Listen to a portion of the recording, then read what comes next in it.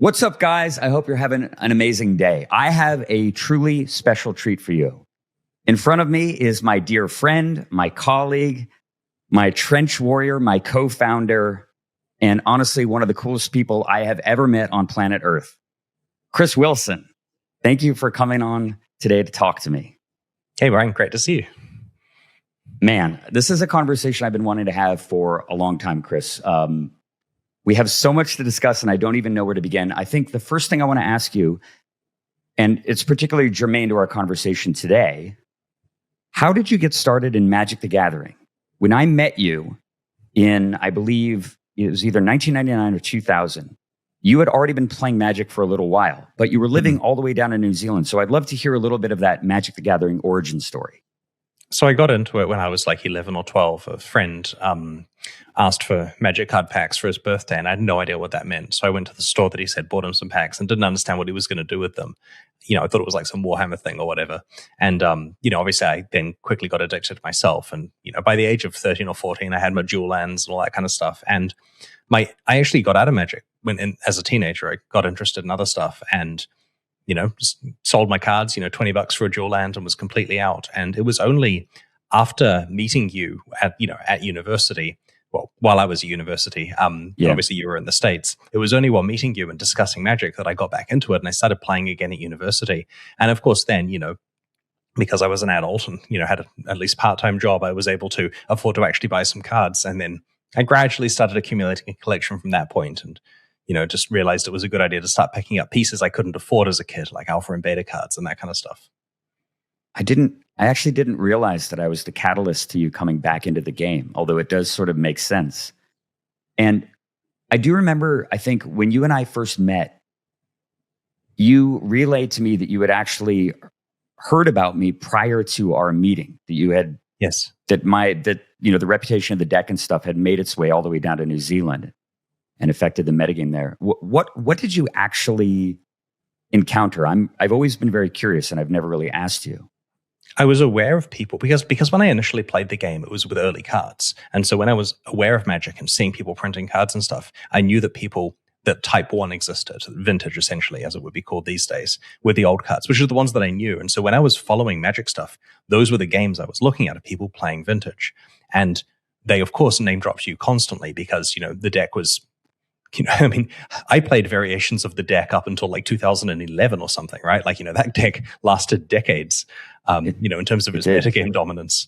And so your name was dropped often enough that when, we met through Diablo 2, I remember thinking there can't be that many Brian Weissmans into gaming, especially into gaming at that level. And a quick Google search confirmed that you were indeed the same person, which was very cool.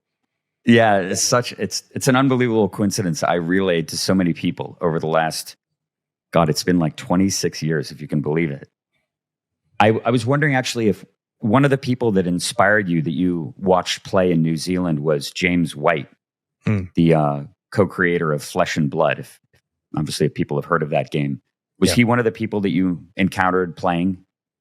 Yeah, he ran the New Zealand or the Auckland tournaments. He had a group who put on all the pre-releases and stuff. And this was back when a pre-release would be like 300 people with multiple flights simultaneously. They rent out a whole hall and everyone congregates before it became like distributed to LGSs.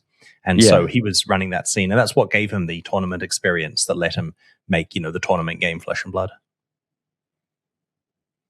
I remember playing against James actually on my first trip to New Zealand in 2005 when you and we had already hung out, I think, a handful of times. I think you had come to California a few times, and I was living in Davis at the time. But I remember going out there in 2005 and meeting a bunch of those people you're describing who were, it's crazy to think that those valuable cards were able to find their way all the way down to New Zealand. How did you acquire anything of consequence in New Zealand before modern internet-based card distribution? Well, back in the 90s, it was pretty much what you get from the local card store. Like the first set to come out in New Zealand, I think was unlimited, a few packs, and like it was Revised that I was playing with. And I remember the day where I went in to buy my weekly Revised pack and they handed me 4th edition because that was it, and I find like a wall of spears or something like that in there and I'm very confused. The cards just look different and I was very sad that day. Not as sad as on Homeland's Day, but it was it was very interesting. But basically, like back then in 94, 95, there was technically like a small degree of internet access through like a computer at school, but that was text-based, and I hadn't heard of the web, and I certainly wasn't going to be going and buying cards. So it really was just going down to the local store and trading and getting ripped off horribly. I still remember someone saying to me that when I pulled out the dual lands, his eyes lit up as I traded the dual lands for Lord of Atlantis and stuff. Oh boy. Yeah, you didn't even know what you were doing at the time. Well, I was like 12, right? Yeah, it's very interesting actually when you were talking about that. I was reminded immediately of this sort of aesthetic that you and I hold in common. This ethos about friction in gaming systems and how the first friction that you experienced as a gamer, I expect that you probably played games, certainly computer games, prior to discovering Magic. But Magic is, a totally unique product. There's never been anything like it. Kind of really sense as well in terms of the fusion of both collectability and the structure of play. But how your first experience, and mine as well, actually, and certainly Eric's, the fact that Eric is an old school Magic player too, going all the way back to the mid 90s in Sweden. All three of us in our own way had to deal with scarcity, had to confront scarcity. And it wasn't just scarcity of cards, but it's also scarcity of information. Even if you have access to lots of cards, if you don't know what's valuable, you still exist in a scarcity bubble anyway. And how all three of us and our experience of dealing with scarcity in the context of collecting Magic began to really value it in a way that was, I wouldn't say peculiar, but definitely a product of the time, almost a product of generations. You're a millennial, right? Right at the beginning. And I'm kind of late Gen Z. I'm 51 this year. And the friction points that existed, not just in the consequence of collecting a game like Magic the Gathering, but just generally in my life, when it came to trying to learn new things or find new things or acquire new things, entrenched in me this sort of feedback loop of goal setting and pursuit and reward that right away wound its way into the Magic experience also. And when you and I and Eric and Jonathan set to work on PoE, that was an incredibly important thing. It's something that you've echoed so many times in conversations and lectures and interviews and so on. And I'd certainly like to see what you think about that general idea. Also in terms of how it kind of informed your later real, I wouldn't call it a mania, although it's close to it, but your mania to continue to collect Magic. Yeah.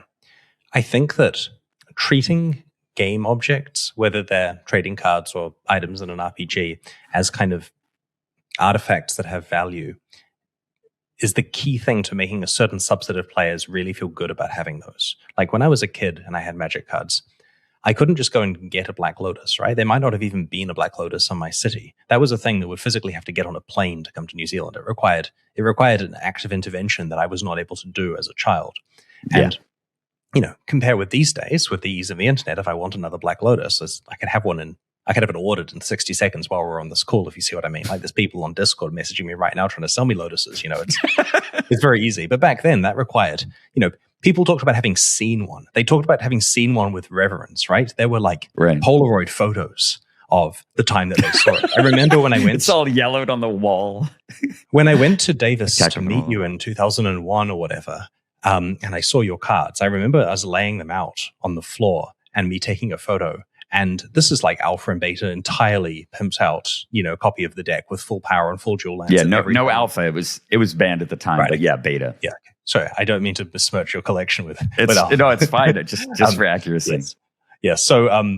So a fully baited out deck, and that blew my mind. Like I hadn't seen a beta card before, right? Let alone a Black Lotus, let alone the rest of it, let alone yours. And so that was the thing where I took one photo on my old digital camera and showed that to people for years. Because when they're like, oh, did you really meet Brian? Is it the same Brian? I show them the photo and they're like, oh, yep. Okay, yep. Wow. Asking me questions. What do the cards feel like? Like, did they feel old? What do they smell like? God, did they let you smell so cool. them? And the same is true when you're exploring an RPG, for example, and you're on the edge of your seat trying to find new stuff, and you haven't just read a guide, you haven't watched a video, and you don't know what items are possible, and you hear about there being something in the game. Like I remember back in early Diablo 2, the Stone of Jordan was almost a fabled unique item. And I remember that G. Frazier, the community manager at the time, was talking on Battle.net forums early on about how he was looking to trade for another Stone of Jordan for his sorceress for the plus skills. But no one knew how to get them because there was a trick to it. They wouldn't drop or gamble unless you had the other unique rings in the game. And so it was an item that was unavailable. And the people in the enlightened few who knew how to get it were able to get these. And us plebs could not until we knew the secret. And there was this feeling there. And I think that it was that community sense of unavailability and like status for the Stone of Jordan that eventually led to it being like the iconic thing for Diablo 2. And the reason why the Diablo clone quest these days consumes Stone of Jordans because they were, such an important part of the community that people duped the hell out of them. And that's that type of feeling where items just have prestige and value really, really stuck with me. And as obviously when we were designing Path of Exile, that was an important thing we wanted to cultivate. But it was also, without getting into the whole like item weight thing, which is a constant debate with the Path of Exile players, when you're dealing with Magic cards or even Diablo 2 items, they take up room somewhere in a folder, in a box, on an account, as it were. And it's possible to misplace them. Like I've misplaced a deck before, and now I don't have that until I find it again. Like it's a real world problem that I don't know where I put it. And if I want to move cards from one folder to another, that takes time and risks damaging the cards. I have to buy little sleeves to put them in. I have to do all of these steps, but it makes the things feel real. Whereas, if you're playing, say, Hearthstone or something, you've got a spreadsheet of cards on your account, and they're all the same as each other. There's no condition, and they don't feel real as a result of that. And so that's one of the reasons why a game like Path of Exile involves manual manipulation of items, having to put them in tabs in the right places and a bit of busy work because it makes you treasure those things.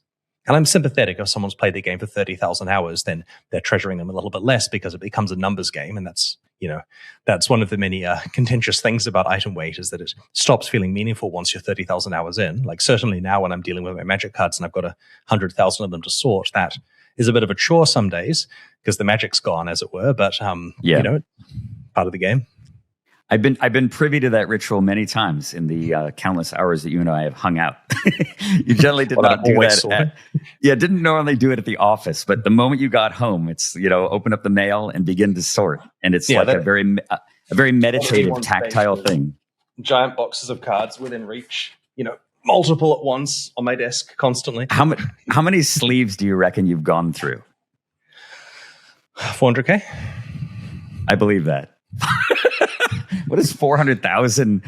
And they're penny sleeves, right? They're not like actual, they're not Ultra Pro sleeves. These ones are those little inner sleeves that cost about maybe $3 or $4 a pack of 100. So that makes them maybe 3 or 4 US cents each. So yeah, that's not nothing, right? That's like $16,000 to $20,000 worth of sleeve. I was going to say, in my life. You must be a sizable portion of their bottom line as a company, just single-handedly. At MagicCon last year or the year before, I bumped into a dude who worked at the sleeve place. And I'm like, dude, I'm getting these from Japan and it's very expensive. How can we cut a deal? And he didn't care about the, about the quantities. I wanted to say, I'm your biggest customer, but He's like, you have no idea, Chris. As an individual, I've purchased more of your sleeves than any other human alive. But, So I wanted to address what you're talking about. I think that the point about manipulating game objects, making them feel, I think you used the term weighty before. I've certainly used it myself, and it carries its own weight of controversy, unfortunately. Fundamentally, as game developers, this is something I am constantly bringing up with my own dev team. You're creating artifice. You're fooling the person. You're fooling their mind into ascribing value and meaning and adrenaline and novelty into their experience, their visual experience, sometimes their auditory one, sometimes their haptic experience. You're constantly hitting on old, deeply embedded subroutines inside their brain, getting them to trigger the same mechanisms that serve them as a child, as an adult, as a primordial being. Essentially, an inheritor to a lineage that's millions and millions of years old. You're trying to tap into that. You're trying to fool their brain into believing that the lance that they're holding in their hand is as real as a lance that they would wield on a battlefield that they inherited from their father, and now they're marching into combat. If you can make the person feel that the lance that they're holding is real, you've won. you're already going to get a visceral, exciting, emotional experience. You get forgiven for all of these other things. And going back to the development of Path of Exile, for example, we were dealing with extremely scant resources. And with very scant resources, you have to tap into things that are the most efficient as a developer. You don't have the advantage of having a $50 million art budget or a $50 million video budget.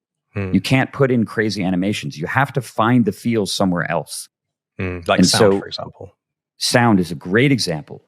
Clink, clank, ding, all the sounds that we identified in Diablo that made that game feel incredibly heavy and weighty and substantial and real, tangible, even though you're dealing with this tiny little pixelated image on a screen. There's such an artistry in doing that correctly. And I think it is something also that we, the four of us, as people who played Magic, really kind of understood right away. That this idea of both pursuit and ownership of a thing that feels fundamentally tangible gets you to actually care more about the game. You have a bigger emotional response to it. A lot of it is autonomic anyway. You don't even understand it, but it's the thing that's like driving you to play until 5 o'clock in the morning. You don't even realize that your brain is actually chasing a certain sound that you heard 30 minutes ago. That kind of thing. And from a developer standpoint, from an ROI standpoint, I think that people don't understand. A lot of people that play games don't necessarily recognize the importance of that. They don't realize, because when it's done correctly, when you're able to tap into that basic neurology in a person's brain and you remove all of the friction about trying to get the person to be fooled that they're actually playing a real thing, it's a way more invigorating and rewarding experience for both the player and for the developer. It's something that I definitely value tremendously as a game developer. And it's one of the things I think that was very special about Path of Exile also. From the get-go. We really, really focused on sound, and we knew that we couldn't do art and animations nearly as well. Yeah, sound is a lot more cost-effective to get produced. Obviously, it's hard to get it done well, but, it certainly costs orders of magnitude less than the fidelity that you would need to represent that visually with actual art. Based on that, I'd like to talk about how has Magic changed in this way, in your estimation? Because we're talking about a period of information bubbles, scarcity bubbles, of both tech and material cardboard and all the hoops that you had to jump through as a player and as a collector. And I'm curious to know, was there a period in time that you could identify when it started to feel different for you? There's this, on the topic of information, there's a point here that I suspect people wouldn't expect me to make, which is that obviously Magic has changed a lot in the last few years, right? And I'm not a big fan of many of those changes. Yeah, but with regard to information, there's so many cards being printed these days that I actually don't recognize some of them in each game that I play. Like, I'll go to a tournament, even a vintage tournament, where people are playing cards from back in the day, but there are so many new cards being printed from whatever set came out on Tuesday or Wednesday or whatever, if there's 2 set releases that week.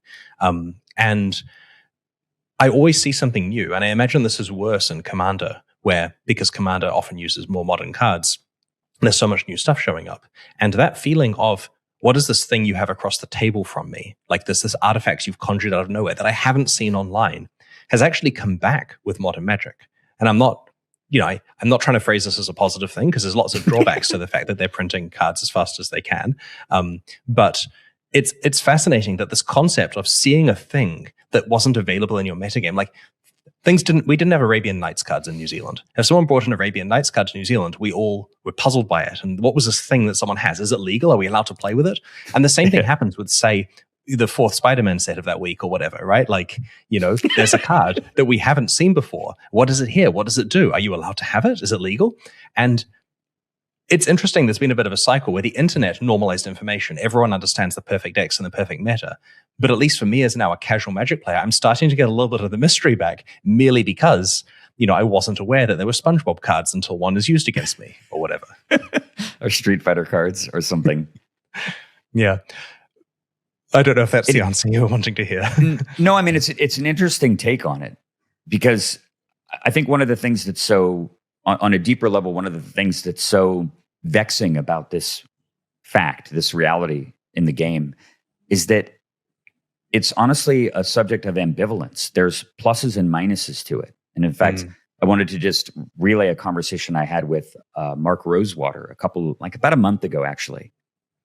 I was ranting to him in text messages, I often do, about something that was bothering me that I had read about. How outrageous is this? Mark, we need to have a conversation. Mark says, well, I had a whole bunch of ideas about it. He says, it sounds like you just need to talk. When would you like to have lunch? So a couple weeks later, we set a date and I went down and had lunch with Mark. And we were talking about, I mostly just actually talked to him about the game I'm developing, Reclusion, and how it has a lot of intersections with Magic too. And he listened very intently, and I told him about the stories. And then we never really kind of got to the main subject until we pulled up at WotC. And Mark's sitting over in the passenger seat, and I say, Mark, I'm very uncomfortable with Universes Beyond. I need you to change my mind. And he paused for a second, and he said, Brian, is it bad for more people to play Magic? Because that's what's happening right now. And I went, okay, but what version of Magic are they playing, Mark? And he says, well, it doesn't really fundamentally matter. They're playing their version of Magic. And games exist to create enjoyment and joy in people. That's their chief role. It's not to necessarily appease my idea of what a game is, but much more to make sure that the maximum amount of people have the most joy. And right now, Magic is succeeding at doing that in a way that it never has. And I said, well, I heard this thing, and I'd like you to validate it for me. Is it true? I heard that when a new Universes Beyond set comes out, that all the people who have never played Magic before but are attracted to that IP specifically, like, for example, the Teenage Mutant Ninja Turtle fans and their nostalgia, that they flock to the product and they buy droves of it and they open up the packs and they post them on social media and they show their friends, and then they put the cards in a binder or a box and they never play Magic again. Because they only came on board, they were only onboarded because of the intersection of IPs. And Mark said that's not true at all. None of our data shows that. In fact, the opposite is true, is that making a ridiculous Ninja Turtle set or a Spider-Man set actually conscripts hundreds of thousands of new players who go on to begin to care about the game, to play it a lot, to invest in it, and in some cases, to explore older formats as well. Because, you think of it, if you think of like all the people playing Magic in a giant bell curve and where the outliers are, you and I are certainly outliers way over here. Me more as a player, you more as a collector, but we have a lot of intersection. And in order for the things that we care about to persist into the future, this space right out here needs to be as large as possible. Well, the bigger you make the population under the curve, the more people there are in that space. And so in a weird way, the overprinting of the sets, the massive influx of people who seem like they're more casual and stuff actually benefits both the older secondary market as well as the formats that you and I treasure and care about. I'm curious to know if you agree with that. That's a really interesting idea. I mean, I'm happy for Magic that it is hitting new popularity and all that kind of stuff, but I also feel that I enjoy it a bit less myself. And the argument you're making here is that with more people in, or the argument I guess Mark was making to you that you're repeating, is that with more people in the game, it will widen the group of people that I can interact with, hopefully bringing the Magic back for me. Yeah. And that's a good question. So from my point of view, I want to play Magic and I want it to be old school or vintage. And so in New Zealand, for a long time, we've had annual old school and vintage tournaments. I don't manage to make it to every one, but I at least check how many people are playing. And the answer is often 3, right? Like not a large number. Yeah. Whereas in the past, you've been to New Zealand's vintage tournaments before. The answer was more like 20 people. Yeah. Which, for like Auckland, obviously there's people in other cities and stuff, but going down to 3 is a bit of a problem. And sure, vintage cards are expensive. Not everyone wants to throw together $100,000 deck, the usual reasons. And they can't hold on to that asset for the sake of something they're only playing once per year, they probably exited it. But yeah. I do feel that I'm going to benefit from what you're talking about only when there's enough vintage being played in New Zealand that I can actually feel the new players. Like when I actually quantitatively go to a tournament and say there's 10 people here now rather than 3, then I will have benefited from the fact it got mass market. Yeah. The thing, when you were describing that about how the game has moved on slightly and it's getting all these new people in who now know it as something different, that immediately made me worry for Diablo 2. And they're obviously updating the game recently, and I don't mean to to talk too much about that here because we're talking about Magic, but they will continue to update the game. And what if it changes, right? Like Magic has changed. It was one thing, and now it's a different thing that I enjoy a little bit less to play because I don't particularly want there to be, like Spider-Man characters and stuff in the game. But with changes to other games that we thought were set in stone, like for example, you're a big fan of Street Fighter 2. Street Fighter 2 itself hasn't been changed in a very long time. If they were to come along and update Street Fighter 2 to have new characters and they meta shifted and other game was all weird and different, that's kind of ruined this thing that you can go back to and enjoy, right? Like if I go back to Diablo 2 and now it's completely different than it was before, then that's potentially like diminished this thing that in my life I could rely on existing. And that's a scary thought. I mean, I'm pleased with the changes they're making. I'm sure it'll be good, but it's also dangerous. It opens a can of worms to change a thing that previously was a certain way. But that's the nature of how games evolve. Like Magic has changed in a way that makes them more money and gets more people playing it. That's a good thing for the game and hopefully helps us out as players. I just hope I can enjoy it again. So on the subject of lots of sets and overprinting, there's also been this other kind of thing, which I actually feel is a little bit more harmful and insidious, and it actually affects you even more than it does me. I think in my case, it's much more of an emotional affliction, and I think in your cases, it's more material. And it's the idea of what constitutes provenance in the context of collecting Magic the Gathering. That historically, when I was cutting my teeth as a player, and for the first maybe 10 years that I played, there was a direct correlation between utility and value of a Magic card. Rarity mattered, scarcity mattered too, but utility was the overriding concern, particularly when it came to people collecting a black border version of a card. Someone might collect, for example, a beta lightning bolt, and a beta lightning bolt is worth a gajillion times more than a revised lightning bolt. They're both great cards, but it was the fact that the card had both utility and it had rarity that made it expensive. Mm-hmm. And somehow, magically, through the 2000s into the 2010s, Wizards of the Coast resisted the temptation to print serialized cards, low print run cards, Willy Wonka tickets in packs to entice people to buy stuff. And that kind of created a protective floor of sorts for the older cards in the game alongside the reserved list. The idea being that not only are these cards valuable because they were scarce and they were printed a long time ago and we promised not to reprint them, but also they have this sort of organic value that's a direct consequence of the fact that the collectors are driving the market. They're determining that an alpha Black Lotus is worth $100,000 and an alpha Thought Lace, just as rare as a Black Lotus, is only worth a couple hundred. And things have changed now in that regard. It's shifted. We now suddenly have the printing of one-of-a-kind cards or cards where they only make 5 or 10 and so on. And I'd really, really love to hear your thoughts as an avid collector of this game, not only because it's fun to have a cool and diverse collection and you have a real drive and a passion for it, but also because on a deeper level, you have a deep understanding of the legacy, the sanctity of the game and what it represents. How do you feel about that now? This particular topic, the very low print run cards, completely killed Magic as a collector for me. Like more so than anything else, right? Like, yeah, it's marginally annoying they're printing too many cards. It's marginally annoying that, they've got Teenage Mutant Ninja Turtles on a fantasy card game and, there's pizza on lands and stuff. But as soon as I saw serialized cards being experimented with in 2021, I cut all my collections off and said, I'm not purchasing a card after 2021. And the reason here is that I was a completionist collector. My goal was all the cards, like land cards or all sets before 2015 and various other collections I've got, where I wanted to get every printing in every language, every promo, every card that was put in a booster pack. And previously, they printed enough copies of each so that was feasible. Yeah, if a card was a low printed language and it was look at like a Japanese foil Jace the Mind Sculptor back in the day, right? Everyone wants to run Jace. There aren't that many Japanese cards. A foil Japanese one, there's only many thousands out in the world. And they go in decks. People want to pimp their decks with it. And so I have to pay a high price to get it for my collection where it can sit in a binder.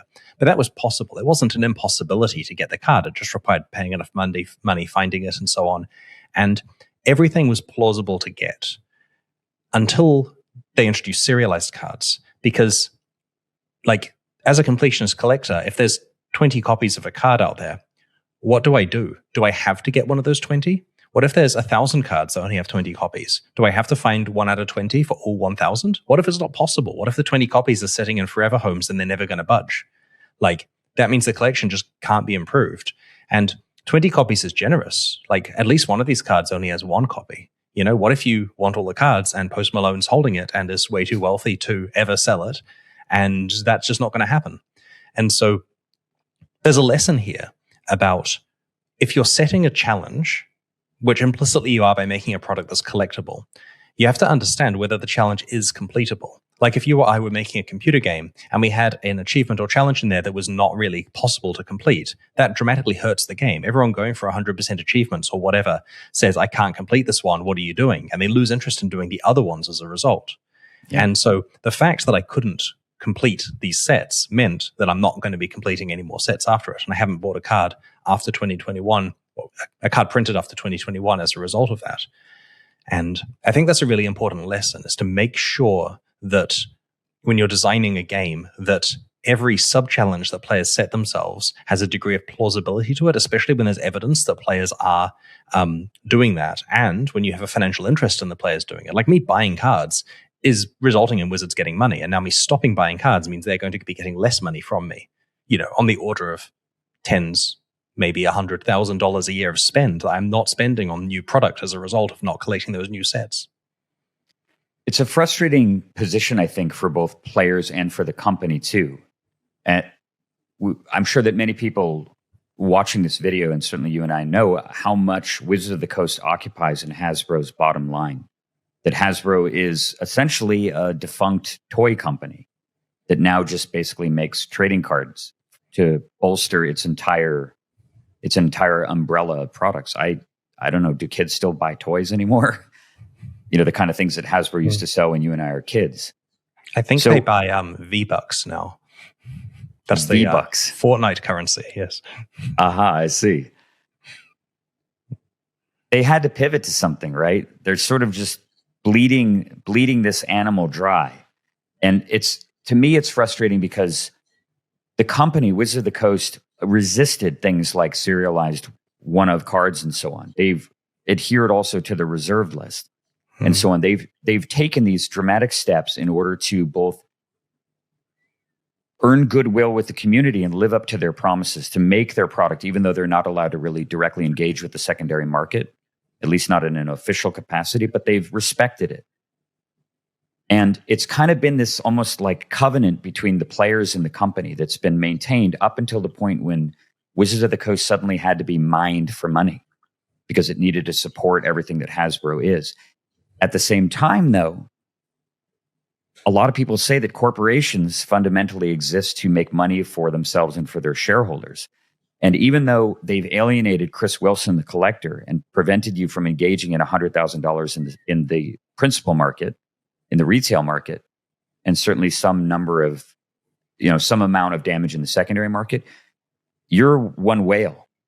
But there's like 5 million minnows who are now happily hoovering up all the stuff, that are chasing those packs, that are clicking on videos with Post Malone or Logan Paul talking about some Magic card or some other Magic influencer. And that's driving the engine at the same time. So I think that unfortunately, they've kind of, I don't know, they just sort of violated this covenant between old school players and the company in order to make more money. It's inarguably making them more money at the end of the day. And so they're in a really, really difficult position, I think. You know, I think some of it, I've heard some of this echoed firsthand from some of the people, I won't disclose their names, who work at Wizards of the Coast and have kind of overseen this happening. And some of the justifications that they've made to themselves about why it's okay, even though some of them have been at the company for a very long time.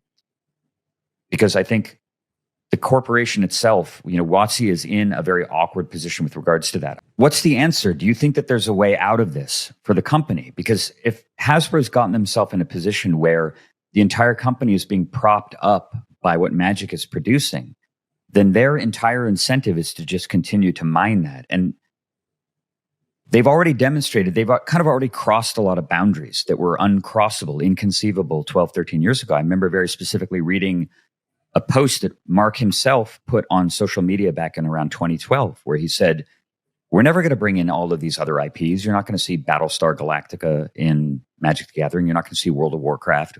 We have our own IPs. We've spent a decade and a half developing them at this point. And they're our own IPs, and they're an infinitely deep well. So, of course, we don't need to lean on all these other IPs that were created by other people. So that was the company line all the way, probably, I think, until around the pandemic began. And then after the pandemic came, all of the economics shifted, and suddenly they're like, yeah, you remember that thing we said back in 2012? Yeah, it's a little inconvenient. Perhaps we can begin to push the boundaries. They pushed the boundaries. They created a whole bunch of weird stuff. I remember, I think Secret Lair was like the canary in the coal mine. I remember seeing Godzilla cards. What was your first experience with that kind of desecration, in a way, of the Magic IPs? What was the first card that you saw? I think the first Secret Lair stuff I saw was the Walking Dead stuff, if I recall correctly. I think, which is like just some other IP in the game. You know, it had like, you know, chainsaws and baseball bats and that kind of stuff. It's so weird. Yeah. Right? Like, why that? I mean, maybe they were able to license it quickly and easily. Like sometimes these deals take a long time, and sometimes people are enthusiastic, and that gets the paperwork over the line. Yeah. And it was sort of, you know, a test, right? A field test. Those early, do people reject these? Lo and behold, no, the number went up, and they go, aha, we could be onto something. Let's just keep pushing this. Do you think that there's a breaking point? And what do you think is the solution for Hasbro in the long term? I know that's a hard question to answer, but I'm sure you've thought about it.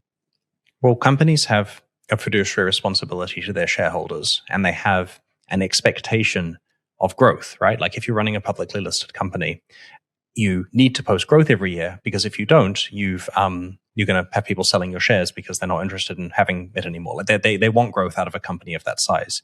And if you say to the people, hey, look, we're going to have a couple of down years while we're working on something, that's going to trash your share price. And so you need growth.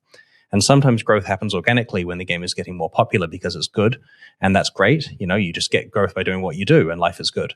But sometimes, you know, things happen, environmental factors, you know, the pandemic ends or starts, and people are playing less or more paper Magic, or less or more online Magic, or whatever's driving the sales. And you need like easy growth, the money grabbing kind of stuff. And then it's a question of, well, what can you do to money grab in a way that doesn't hurt the game? Like there's some things that are easy and very ethical that you could do, you know, in terms of like releasing new content and so on that people can buy. But there's also a bunch of stuff that like we find distasteful to Magic as veteran old school players ourselves. We don't particularly want there to be Walking Dead cards with baseball bats in our fantasy card game with dragons. Having said that, you know, a lot of people are fine with this, and they found a thing here which lets them grow the game, record sales, record player numbers in a way that, yeah, a few people like us are disgruntled, and it sucks to be us, but the game is making more people happier. There's more happiness occurring.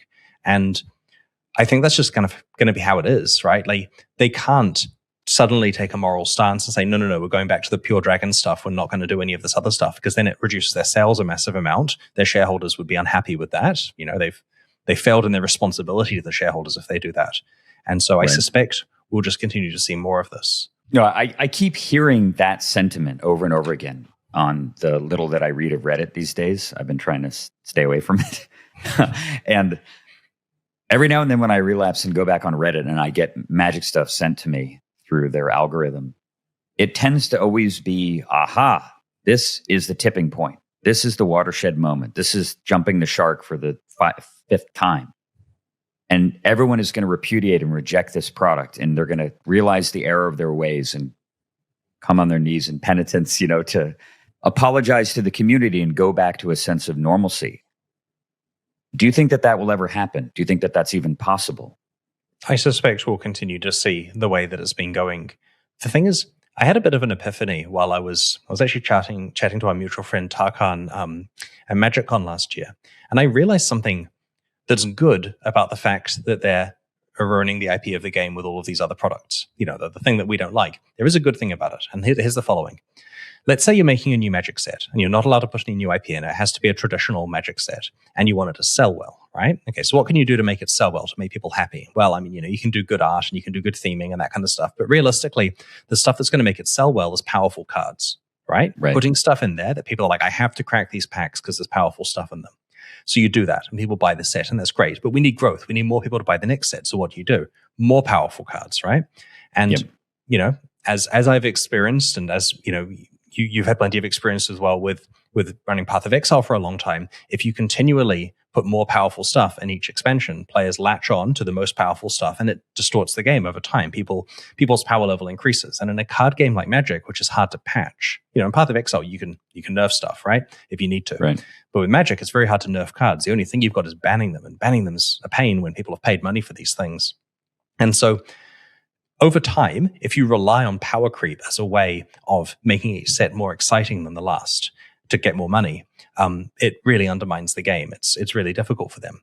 And by doing IP creep, where instead they're treating it like Fortnite and putting, Marvel characters and stuff into the cards, they have a way of selling more where they don't necessarily need to up the power level as much as they otherwise would. So in a way, trashing the IP of the game, ruining the story, actually respects the game rules more than printing powerful cards for the sake of selling packs. And so this is something I've been coming around to a little bit. Like, a silver lining here is it means that the game itself is respected slightly more, even though it's bad for the story. See, this is what reasonable people do. This is the basis for my conversation with Mark. It's like you realize that you're uncomfortable with something, and you ask someone who is clearly worthy of respect and has a very good understanding of it and a good nuanced opinion, how they justify it. And often from that will bubble forth a justification that you can also latch onto and understand. And I agree with you. That's a really interesting point that I hadn't considered. That you sort of do IP bloat instead of power creep, which is the traditional way that these games not only promote themselves over long periods of time, but also how they generally get degraded. And yeah, in World of Warcraft, for example, they power crept World of Warcraft every expansion because you have to make the numbers go up, until eventually they were doing exponential damage in that game, or at least, doing millions of damage per second. And so they lopped off a whole bunch of zeros. You can't do that in Magic. You can't just say, oh, okay, all creatures going from this date onward are -1/-1. We screwed up. Like, that's not going to work. And so if you make those kind of mistakes, you can never really take them back short of bannings. And there's been, unprecedented amounts of bannings over the last couple of years, at least in Standard. I don't know how much, you probably don't pay a great deal of attention to Standard, and I definitely do not. Maybe a few things. Every now and then, Patrick Chapin will show up in town, and he's usually testing some Standard decks, so I play Standard with him for a couple of days. And it's not great, honestly. I don't enjoy the games at all. They feel extremely linear. This actually segues to another topic that I wanted to talk with you about. You and I have kind of both in agreement that Hasbro faces an intractable problem here, that they've kind of painted themselves into a corner, and there's now an expectation to both players and shareholders about that this is the new norm. It's something you're clearly resigned to also. Do you think that there exists somewhere in the world a hard reset to this process, and what would it look like? I think the reset would upset more people than have already been upset. They've made a change to the game. You and I are a bit upset about it. But, you and I have both played games of Magic in the last few months, right? I'll be attending MagicCon this year. You may do as well. They've still got us, despite being upset. They've still got us, exactly. You're complaining a lot. All right. For a minute, let's just imagine that, Chris, with your bald head, that you're Thanos. And you want to snap your finger. You've got the Infinity Gauntlet on. Yeah. All the Mox Gems and the Lotus right in the middle, all 6. And you can snap your finger and change the reality of Magic. What are you going to change? What would you do if you had a Thanos moment with Magic? Hypothetically. I think the problem is that the world building didn't get enough attention early on. I think so I'm good friends with James White that you mentioned earlier, the Flesh and Blood guy. Yeah. And when he set out to make Flesh and Blood, he hired writers. He made a world Bible. He's got concept art for locations they've never been to in the game, right? He fleshed it out. There's maps, there's everything. And the purpose of this was so that they have a rich world that they can tell a story in and continue to have an evolving story. With Magic, it was very much about making a cool card game with very generic fantasy stuff, and they tried to do the world stuff. There's the Weatherlight story, there's the Planeswalkers, and so on. They had this period where the lore and Planeswalkers were on all of the promotional art for the game. You've got Jace here and Liliana and that kind of stuff. It was kind of meh, right? It wasn't exciting. None of us would there was never a moment where you ever called me and said, I'm so excited about the Magic story, right? It's never been a thing. Therefore, they've kind of had to do this thing where they borrow other people's story. And I think that the change that would fix this is if they knew with an Oracle decades ago that they needed a really strong world and story, then they wouldn't have to be Fortnite these days. they would be able to rely on the fact that players are excited about some new expansion where a thing happens and a major character dies and all that kind of stuff. I really do wonder about that, because you and I have been playing Magic as long as it's been around, and starting with Antiquities, I believe, was the first time that Magic began to kind of traffic in a non-canonical way. The original alpha set was mostly just kind of D&D tropes thrown together, mixture of elves and orcs and sorcery and stuff, really very much from D&D and Lord of the Rings. Yeah. And then Arabian Nights, of course, was Arabian Nights mythology or something close to it. And then suddenly there's Urza and Mishra are talked about, this brothers' war and stuff. And they began to kind of push that. But I agree with you. It's very interesting that, to me, and I was very much into the flavor of Magic. I used to know the flavor text, probably still do, at least of the alpha set in the first few sets. I used to, when I did commentary on the Pro Tour, I would quote the cards when people played them and stuff, just to kind of fill time. And even though I cared about the flavor on the cards, I never cared about the story at all. I don't know anything about Urza and Mishra, much less the Weatherlight crew and all these other characters you've talked about. Ajani, for example, is all over the place. Teferi is all over the place. And yet, I couldn't tell you a single thing about any of them outside of just mechanics. There's like how many versions of Jace? I could tell you and identify maybe 5 of them or 6 of them in terms of what they actually do. That's all I've cared about.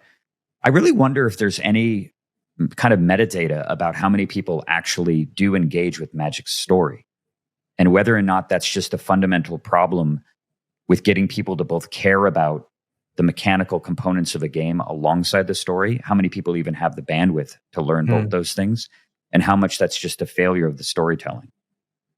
That's a good question. It may be that if they'd done it perfectly, it still wouldn't necessarily be what the card game crowd were looking to play, what we're looking to get from the game.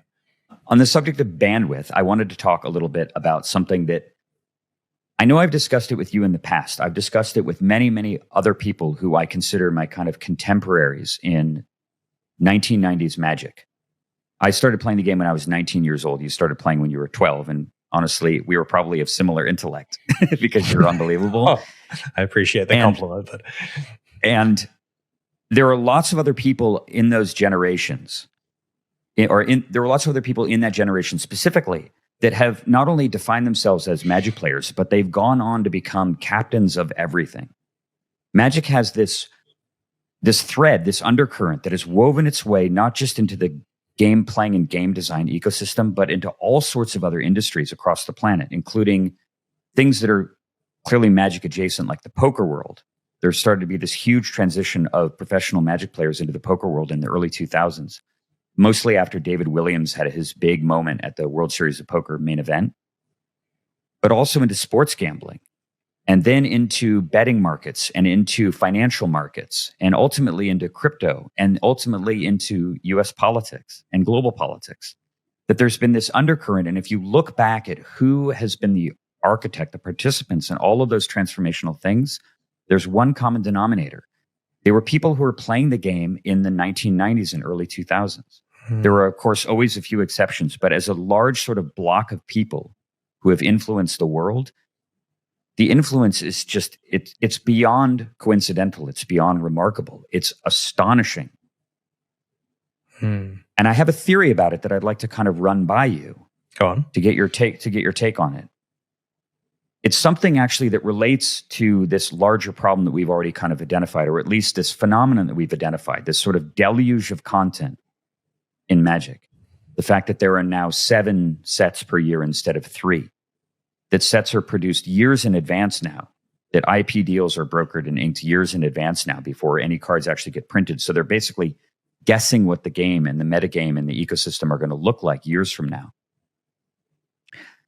In all of that, in that deluge, that avalanche of content, something gets lost. The ability to specialize, the ability to, in some cases, care, and particularly to care and invest in the competitive components of the game, the deeply competitive components of the game, which I believe were one of the principal reasons why there was this attraction bias to the people who played the game back in the 1990s and the early 2000s that have led those people to go on to conquer the world. And I'm wondering, there are lots of people right now who still play the game avidly. There are people who play it both casually and competitively, and there's, obviously a lot of crossovers. Do you think that something has been lost along the way in terms of Magic's ability to train human brains, ambitious, hungry human brains, in a novel way that existed back then that doesn't exist now? I see what you're saying, but right now the overachievers of the world at age 45 to 55, the smartest people doing all this cool stuff, were probably the same people who were geeking out playing Magic and winning Pro Tours and stuff back 30 years earlier, because then they would have been 15 to 25. I wasn't able to do that as a 12-year-old, but you were old enough that you actually could go to a tournament and win and have an adult brain and all that kind of stuff, which was awesome that you did. And I wonder if at the time, what were the smartest kids doing back then? Magic was probably one of the few things they could be doing, if you know what I mean. There were so few games, right? You can be playing Super Mario on your Nintendo, but that's not really giving you as much as Magic is giving you, whereas Magic is the rewarding thing to be doing at that age in that era. These days, there are lots of things that are distracting the 15 to 25-year-olds. Magic is merely one of them. So I wonder if instead of the game getting worse for it, it's just that now there's 1,000 other distractions that are taking up their time, and so it's less of an incubation ground for the smartest people. Do you think that there is anything specifically unique to Magic in terms of, I agree with your premise, and I think it's very accurate. I actually like to talk about this, and I've mentioned it before in conversations about the role that advanced MMOs play in also sculpting the human brain in a novel way. If you think about, for example, you've played, I think, Guild Wars 2 maybe in the past. I know you played Black Desert a bit. I don't remember you ever playing World of Warcraft. No, just Burning Crusade to 70, and then I quit once I joined a guild. What was it that made you quit? The social dynamic, I'm putting this really politely here. The social dynamics in the guild, especially around the way that they treated a female member of it, made me realize that I was not one. I didn't want to sit there and observe social dynamics of guilds in World of Warcraft, and I would rather play by myself. I can understand that sentiment completely. It was messy. I'm sure. Yeah, I can only imagine. Yeah. How good did you get at Guild Wars in terms of how engaged you got with it, doing a hardcore raiding, anything like that? Guild Wars 1 was a interesting MMO in that it was kind of an MMO light that had a very large PvP component to it. And I was lucky enough to get into a group of people that were all alpha testers. And so I was dragged along as they had this thing where your groups had to be 8 people. And if you had less than 8, you would lose. And if you had more than 8, people are waiting on the sidelines. So I was one of those people on the sidelines where if their main dude was unavailable, I'd slot in. And that meant I got to play a bunch with these elite players as their backup guy. And that exposed me to competitive play. I wasn't great at it, but I do understand what it was like to play competitive PvP in Guild Wars 1, to answer your question.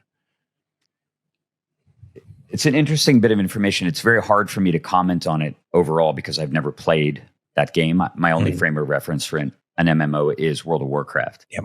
And I remember playing World of Warcraft and doing the high-end stuff. I did it between roughly 2008 up to about 2015, and was in a guild that was nowhere near a top guild at all. But it was a very solid 3-day and night guild. And so we attacked. You're the first WoW player in my entire life to be honest about the status of your guild, because 1,000 times someone has said to me, "Oh, I'm in the number 1 guild. Oh, it's the number 1 guild on the server." Always. So thank you for your honesty.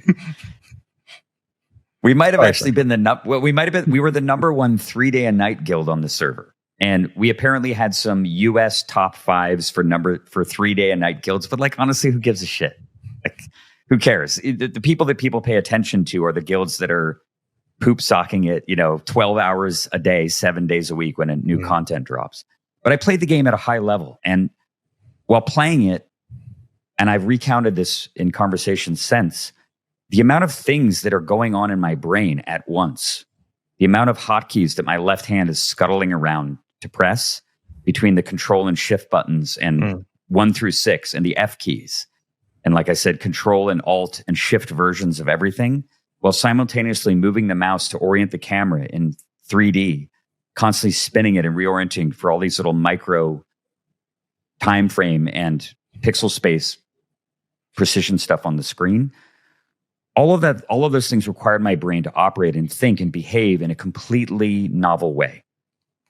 I could not think of a single corollary in the real world, nothing at all, that could even come close to approaching the kind of things that a person's brain has to do in that context. And there's corollaries across lots of games. If you look at the neural activity of someone playing a MOBA at a high level, for example, or a first-person shooter, or I guess Fortnite is sort of kind of like that, or a battle arena game, or even a high-tier Path of Exile race. Any of those games require your brain to grow and innovate and behave in very novel ways. And I think this speaks to what you're saying. It's like people that played Magic, the ambitious, fiery, competitive youth in the 1990s, had kind of one outlet. I guess they could have played chess to an extent. Some of them did play chess. My good friend Jay Schneider, who runs a game design studio here in Seattle, was a nationally renowned chess player and so on. And so a lot of people did transition from chess into Magic. But outside of chess and Magic, there weren't really any other substrates of expression like that kind of blending of competitive fire, but not necessarily sports related, a more kind of intellectual endeavor. And nowadays there's a million outlets. There's so many different ways, and they train your brain in completely novel ways too. So it's possible that my theory is unfounded. It may just relate to the fact that we haven't moved far enough along in the timeline yet to know. What will the pinnacles of Gen Z and Gen Alpha, what will they do? I do think your original question of was there something special about early Magic that got all the people in there and trained them right? I think there was something special. It's just I can't put my finger on exactly what it was. But it felt different back then. Maybe it's that the game was smaller and hence it's possible for you to master it to a much higher degree, if you know what I mean. Like when you played competitive Magic back in your prime, you knew what every card in the game did and exactly what the possibilities were for them to have in their hand to a greater degree than is possible these days, unless you're playing old school, which is that same card pool. And so that it was possible to understand that and to be better at the game because it was actually a simpler game. It was kind of in a sweet spot of being able to excel so much. That's a really valid point. And it brings up something in my mind, actually, that relates to something that you've observed, actually, as someone who has collected avidly and has tried to play the contemporary version of Magic. It's something also that I'm sure you've taken into account many, many times in the past when assessing things as a game designer. And that's the idea that every person has a finite amount of bandwidth, of neural bandwidth that they can devote to learning or acquiring a new skill. People have different allotments of it. It has a lot to do with things like sleep and stress and just an innate neurology and so on. But everybody has a fundamental limit to how much new stuff they can acquire or integrate within a day. And when you play a game of Magic, when the cards all look the same every time a Shivan Dragon comes into play, it looks exactly like a Shivan Dragon. Every time someone plays a Mana Drain from their hand, it looks exactly like a Mana Drain. Every time there's a Mox Sapphire in play, it always looks exactly like a Mox Sapphire. Eventually, you're running on RAM through the entire process of playing the game. Your RAM is just running the game for you. I've had this experience many, many times where I play a game of old school. I literally don't have to think about anything. I just sit there and I let the algorithms that I embedded in my mind through tens of thousands of hours of practice just play the game for me. I can have a conversation and watch media and play old school very well all at the same time for this reason, because my brain just understands all these things. It's only able to do that because there's only one version of all of these cards.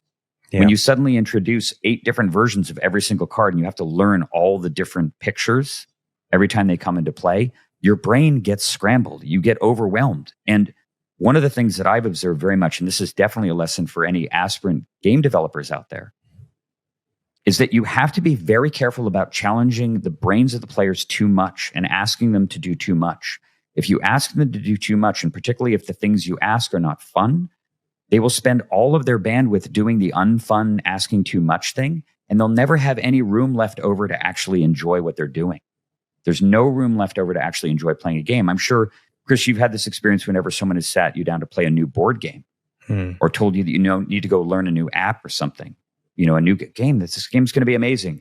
Go play whatever, some title. And you load it up and you're like, my brain cannot both enjoy this process as well as learn it at the same time. Yeah, you need to be careful with the speed you meter stuff out to the players with. Yeah, precisely. Because if you overwhelm them, they can't enjoy the process anymore. They feel like they're doing differential equations instead of playing a game. I remember I told you that before. I had that experience with Flesh and Blood. The recognizability of game pieces thing is a great argument here, because one of the, in addition to the Universes Beyond stuff, one of the things that's happened over the last few years is they're printing a lot of cool pimp versions of Magic cards that don't even look like Magic cards, right? They look like comic books or movie posters and that kind of stuff. And it gets to the point, like, let's look at Sol Ring. Back in the day, Sol Ring looked like the alpha art all the way through, right? How long was it before do you have one on you? I don't have on your desk. Do you have one handy? Unfortunately, no. I should have pre-planned this one, but it had. I'll grab one real quick. Yes, exactly. If you'll allow me.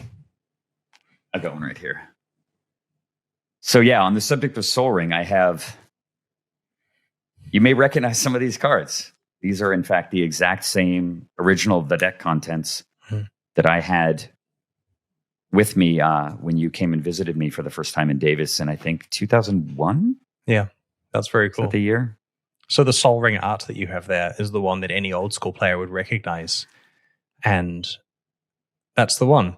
So for the longest time, when you see that across the table, you see just a hint of red and yellow, and you know that's an artifact that taps for 2 mana and so on and so on.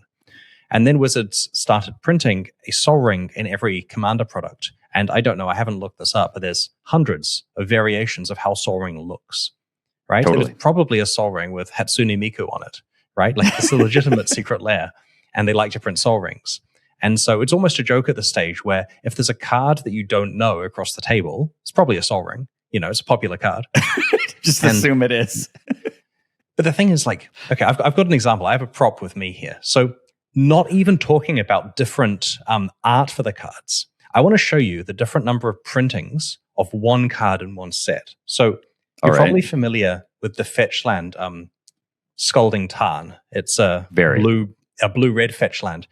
This is all the unique variations printed in Modern Horizons 2 of this card, right? Like in one set. In one set. Now, this includes the different languages, but as a collector, if you want to collect the lands in Modern Horizons 2, you have that for every single land in the set, and there's a lot. Like, I'm going through them backwards here, but these are all unique printings of Scalding Tarn from there, and we're talking like pre-release promo, regular card, extended art, retro frame, foil regular, foil retro frame, foil extended art, etched foil. There's like 8 different variations of the card printed in some combination of the 11 languages. I think the stack is like 73 versions of that card. And that's not even getting into when they change the art, right? All these are recognizable as Scalding Tarn. But my biggest problem is, like, obviously as a collector, it sucks to have to, I mean, these aren't cheap, right? It's a fetch land. They're a lot of money in foil. Like, it sucks to have to spend all that money and track them all down and everything and try to differentiate between the different types. But as a player, what you're talking about with Sol Ring, like, if you want to pimp your Sol Ring out, you got a whiteboarded revised one and you want to make it special, you'd probably get like a beta one with a black border, or maybe a foreign black border one if you're a bit cheap and can't afford the beta one. But it was clear what the pimp version was. And here, if you want to put a pimped Scalding Tarn in your deck, what would you pick? Is etched foil better than regular foil? Is retro foil better than, like, retro foil's pretty cool, but then there's also full art foil, right? The art's bigger, you know? Or maybe we don't go foil at all. Maybe we go foreign, right? Maybe it's one of the Russian ones. I've got a cool Russian etched foil in here, or maybe I don't. We'll see. I do not. Out of curiosity, how long did it take to get all 73 different versions of that card? It wasn't too bad. When I was, before the cutoff of when I stopped getting new cards for the set, I just had a ritual, which took my entire evenings and weekends, where a set comes out and then I hit up all my buyers in the different countries and we work out prices and negotiate. And, you know, I've got this death spreadsheet, there's 33,000 cards on it that I was ticking off.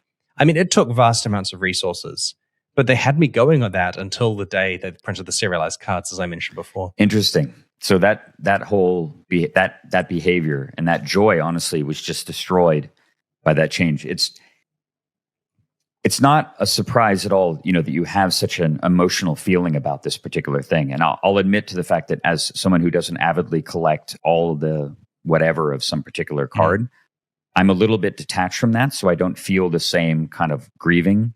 Yeah. That I'm sure you feel. But have you been able to find a substitute? Something to fill that hole since 2021? Alpha cards. No, I'm still tracking down the missing ones. Like, I posted a video about this collection a few weeks ago, And that resulted I in a remember. lot of people reaching out to help me with it. And that's been really helpful. So, I think out of the, there were 750 Portuguese cards, like Brazilian Portuguese ones I was looking for. And a gentleman in Brazil has helped me track down almost 180 or so of those so far. So that's really good progress on the collection, as well as in some of the other harder to find languages, individual bits and pieces I was missing. So it's very fulfilling when your number of things you're looking for is less than 1,000 and you're paring it down bit by bit, and you're eventually going to end up with just 100 left, then 80 left, then 75. It's a lot of fun to fill in the gaps. So that's why I'm kind of glad I had an excuse to close the collection off, for new cards. It's always amused me that this is a thing that I really associate specifically with you, and something that's really interesting and unique about you is this idea of creating a almost real world version of an MMO or an ARPG quest. Is sort of constantly goal setting in this way, because that when you set one of these goals, I think your original goal, the one that you had not long after we met, was I want to collect every land, one copy of every land ever printed in English. In English, specifically in English, to limit it. And somehow majestically you managed to do it. I remember when I finished English and I messaged you, I'm pretty sure I was talking to you about this, and I said, I'm considering doing foreign, and your response is, don't do foreign. Like, that's all. No, you're not. Think of what you're signing up for. Yeah, I'm pretty sure it was you who said to me, that's stupid, Chris, before you get into this, don't. Yeah, I think I tried to talk you out of it, because once you began, when do you stop, right? Yeah. Not until you get them all. Yeah, you don't want to sign yourself up for a collection that's too difficult. And I think that's part of the lesson here, is that with the number of different variations they're printing, it really makes it tricky for collectors to decide. They have to kind of narrowly focus on one specific thing. Like, they can't get entire sets. Like, imagine if you wanted to collect a set of all of the Spider-Man cards, for example. There are ones in there that are difficult to find, right? Like, I forget, we're getting back to the whole One Ring thing, but I think there's a card in there called the Soul Stone or whatever it's called that's incredibly rare and is selling for like 20 grand and stuff. And so if you are trying to collect the Spider-Man cards because you're a big Spider-Man fan, what do you do now about this $20,000 hole in your collection? Do you bankrupt yourself, or do you just live without it? And once you're negotiating holes, do you negotiate the other holes as well? I think it would kind of depend on what the person's goals are, in terms of, do they want to pursue it as entirely as a collecting endeavor, or do they want to do it as an investment? Because I imagine that the strategies are different. I mean, if you, assuming we're talking about two different people, one of them is a casual collector and the other one is approaching it more as an investor. How do you think that the strategies are different in terms of reading, the waters right now that exist? The whole MTG finance thing with investment is a little cringe, because there were time periods where cards were just going up, up, up, and you and I have probably both made money from cards going up, up, up that we purchased in the past. But it's been a while since that's been happening for vintage. It's been a number of years. The prices have been flat or down. And so I think that got rid of the crypto bros that briefly entered, like any gains I've made from Magic have been incidental due to the love of the cards, as opposed to intentionally buying stuff to make money. I mean, I guess I bought some collector's edition sets back in the day to make some money because they felt underpriced. But actually there's a rant there about that as well, which we can get into. But I think that in terms of people buying whole sets for investment value, it's not really a good investment. I think that, in the Spider-Man case, if someone wants to invest, they'll make a thesis about which cards they think are going to go up and then purchase those. In today's era of reprints and all that kind of stuff, who knows if a card's value is going to be trashed in the future by an aggressive reprint of it? Yeah, on the subject of just older stuff and how the secondary market has fluctuated. When the secondary market rises, everything rises at the same time, if it's on the reserved list. And some things are going to get pushed a little more if they have, again, utility, versus things that are just purely collectible and people need them for sets and so on. But I've noticed that in the last roughly 6 months, a year or so, and I'll admit to not checking the prices very often. I honestly just don't care very much. But there's suddenly this drift upward of cards that are on the reserve list that are good and also only legal in Commander format, versus the older stuff, the Moxes, Lotus, Sol Ring and stuff. I went on Card Kingdom a couple of days ago, and I know that it's not the ultimate litmus test of value, but they had a near mint revised Underground Sea on Card Kingdom. Do you know how much it was? More than $1,000 US. $1,400. $1,400 for a revised card. Yeah. That's That is nutty territory. That's like a Legends rare. So you look at another card like Moat is an example. I guess Moat's also in Commander. But a card like Soul Ring, a card like Ancestral Recall or Time Walk or Time Twister, something that's reserve list and also banned in Commander, nowhere near the same movement. So something is happening right now. Mox Diamond is another card. Mox Diamond is like $1,700 or something. Like the card is, or maybe that's Gaia's Cradle, but Mox Diamond is well over $1,000 also. And all of these super, super rare chase cards that are on the reserve list that are Commander legal are spiking. And the legacy cards, the cards that you and I own and treasure, are not. What is going on? I suspect this is a case of, looking at the supply and demand, right? Okay, so the supply is limited because they're reserve list cards. They can't be reprinted. The worst that Wizards can do is print functionally better versions of them, which has issues. Yeah. And from a demand point of view, you've got the investor demand of the fact they're reserve list. There's some people holding them for that reason, but also the demand of the fact that they're played in Commander. And so it may just be that someone's thesis here is, okay, I think that there's going to be long-term gains in cards that are actively used in Commander decks. They're reserve list. They can't be reprinted. I'm just going to buy everything I can. And then it may be the result of that gradual buyout pressure, either explicitly or implicitly. Like it could be that it's just happening naturally that way as more people want to lock those in. It was interesting, by the way, so Time Twister, I believe, is legal in Commander as the only piece of Power 9 that can be played. And so its price relative to the other Power 9 has gradually gone up from being like the worst of the Power 9, much cheaper, to more, I'm going to be wrong here, so people will fact check this and I'll be wrong, but second to Black Lotus is the impression I get when I hear people talk about Time Twister's value these days. It's certainly up there right at the top, which is crazy to me, considering Ancestral Recall is a 50 times better card. Yeah, there was a brief period in time where Time Twister was easily number 2, and that was right around the time when Hull Breacher was printed. If you remember that creature, so it's a meta thing, right? Do you remember Hull Breacher and how it worked? I do. Yeah, it makes you win. Yeah, exactly. You cast Time Twister. Oh, cool. How much is that? 21 mana? Nobody has any cards but me. That seems fair. So that drove the price of the card up artificially a little bit. My impression right now is that Time Walk is the second most valuable card outside of the Lotus. Although, again, you buy these things all the time, so perhaps I'm completely. Yeah, it's been a little while since I've bought any power. I had my fill of that. Remarkable, sir. After all these years, there is a limit even for you. Yeah. Well, the cards only weigh a gram, but they take up room when you have a lot of them. I know. Eventually, you just don't have room for all the alphas. Imagine having that problem. You're like, I've used up every available storage space in my house. This is the Pablo Escobar problem. We've run out of places to put the $100 bills. So it's really interesting, right? There's this shift occurring that there's these legacy cards that are now, at this point in time, 32 years old. And they were the cards that kind of existed in the background of most people's Magic experience, whether they've been playing for 30 years or whether they've been playing for 3. Most people never even see them. And at a certain point, if something is hidden in the darkness for long enough, if it's a secret, people will forget about it. And I kind of think that one of the things I'd like to touch on with you in a later conversation, and I hope to have the assistance of some other people who care as strongly about this subject as you and I do, is that there is a level of respect and deference, a level of reverence, I've used that word before, that I feel for the foundational cards, the first edition of Magic the Gathering, and specifically the cards that existed kind of in that first roughly year or so. The area that you and I have both described as being unique in the entire arc of Magic's history. I've talked about it a bunch in interviews and in other conversations and so on, about what it was like to open up packs that had cards that you had never seen before, that you'd never ever seen a person play that card against you. So every pack had this sense of mystery and novelty and so on.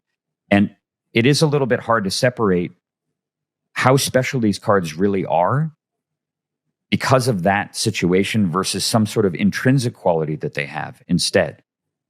I had this really interesting thing happen with the 3 sheets of beta. I have that artist proof and memorial thing on the wall. You've seen it. And I think you have at least one set of it as well. I don't have a complete artist proof set. But I'm talking about just the uncut sheets. The Not for beta, no. Those are hard to find. You're lucky. I got very lucky to get that thing way back in 2018. But I've looked at it a million times. It's been an amazing conversation piece. I had my uncle, who's a world-renowned artist, come and look at the 3 panels. And without telling him a thing, I just said, do you notice any difference thematically between the panel on the left, the one in the middle, and the one on the right? Do they feel any different to you? Does the art feel more evocative somehow? Is it special? And he goes back and forth, spending 20 minutes with his artist's eye. And he turns to me and he says, well, the panel on the left has a kind of homogeneity to it because it has so many of those land cards. And the one in the middle has that homogeneity too, but not to the same extent. So the panel on the right has an advantage in that way. But those things aside, I don't feel any difference at all between any of these cards. It doesn't matter if it's a Black Lotus or a COP Blue. He felt no difference at all. And that was really interesting and informative to me because it showed how much of this bias that I actually had because of that error that you and I have talked about. Right, that when you see the rare sheet, every single card pops out as like Royal Assassin. I remember when I won a game with that, and so on and so on. First rare I ever opened in a starter deck. I opened an unlimited starter deck at a Royal Assassin. People later told me, hey, that's really good. You should hold on to that. And it became the foundation of the first deck that I played. So it's very interesting how this kind of story and the evolution of the game, and particularly our experience, sort of informs our broader perspectives. We definitely have a very rarefied experience. And in a future conversation, I'd love to kind of talk about the idea perhaps of maybe informing that, somehow informing of that legacy to the modern group of players. There's probably some strategies that can be done to make people care about it, not so much as a collectible and a valuable collectible, because they're all over the place now and they can just print them at will, but it's something deeper. So I hope that we're able to touch on that. I would love some final thoughts on that subject. Yeah, I have noticed when I've introduced people to Magic, in 5 or so years ago, they have been very open to learning about the original cards. There's certainly a type of person that's willing to go back 30 years to when the artwork looks a lot more hand-painted and to learn about those cards, even though they're potentially younger than the card is themselves. And that's been a good sign. I think that people are willing to respect the history of it. And I completely agree that, continuing the respect for the old cards is a really important thing, to respect the history of the game, because everything these days is an echo of what was established back then, all the color pie and identity and stuff. And there's so many lessons we can learn about what worked then. And I mean, Wizards is directly referencing it in homages. Like they'll print sets that have stuff that echoes back the stuff that was from the beginning of the game. And that's very cool to see. Yeah, there was a commander that was printed that puts a Black Lotus into play. You just get a counter of a Black Lotus. You're allowed to reprint it that way, I suppose. Chris, it has been a fascinating conversation today. Thank you so much for joining me and for being so patient with all of the inquiries and so on, and for your, as usual, incomparable, insightful, thoughtful answers. Thank you. It's been a lot of fun. I enjoyed it. So cool to hear this. I really look forward to having subsequent conversations about all sorts of things. I would ask anyone in the audience, if you enjoy this content, please like or subscribe. Please share it with your friends if you'd like to do that. And absolutely feel free to leave questions for Chris and me in the comments. We will get to as many as we can, and we really look forward to the next one. I will see you for that. Thank you.